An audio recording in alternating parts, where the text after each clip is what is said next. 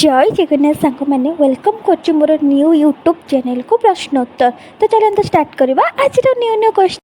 चलतु सांग मैंने आज गणित विषय ही आम आलोचना करवा।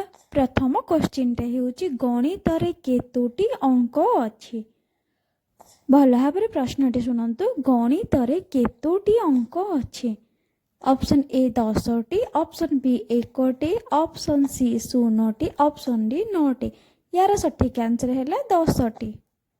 2 नंबर प्रश्नटी हेउछि गणित रे थिबा 10टी अंकर नाम कौन?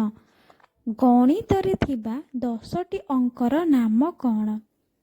ऑप्शन ए 1 रु 4 जथा 1 2 3 4, ऑप्शन बी 1 रु 20, ऑप्शन सी 1 रु 10, ऑप्शन डी 0 रु 9 जथा 0 1 2 3 4 5 6 7 8 9। यार सठिक आंसर है ऑप्शन डी 0 रु 9। चलतु परवर्ती एक सुंदर प्रश्नटी आलोचना करबा। तृतीय नंबर प्रश्नटी हेउछि 1 रे केतोटी अंक अछि। भल भाव प्रश्नटी शुणु 1 रे केतोटी अंक अछि। ऑप्शन ए 14टी, ऑप्शन बी 1टी, ऑप्शन सी 2टी, ऑप्शन डी 0 माने किछि नुह। यार सठिक आंसर है ऑप्शन बी 1 माने 1टी। पूर्व प्रश्न रे आमे आलोचना करथिले 1 रे केतोटी अंक अछि। यार सठिक आंसर थिला गोटिए ही अंक अछि। सेहि भली 10 रे केतोटी अंक अछि। एबेर क्वेश्चन डी हेउछि भला भाबरे क्वेश्चन शुणु 10 रे केतोटी अंक अछि। ऑप्शन ए 14टी, ऑप्शन बी 2टी, ऑप्शन सी 1टी, ऑप्शन डी 0टी माने किछि नुह।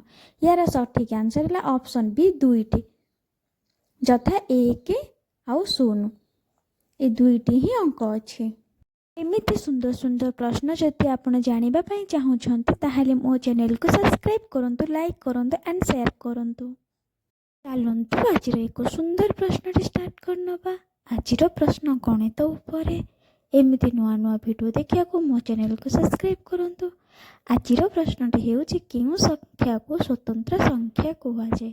केउ संख्या को स्वतंत्र संख्या कहा जाए? Option A 1, option B 0, option C 5, option D 9। यार सठिक आंसर है option A 1।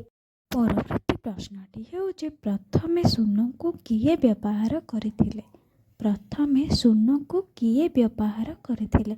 Option A Aryabhata, option B Archimedes, option C Euclid, option D द्वितीय भास्कर। यार सठिक आंसर है ऑप्शन ए आर्यभट्ट।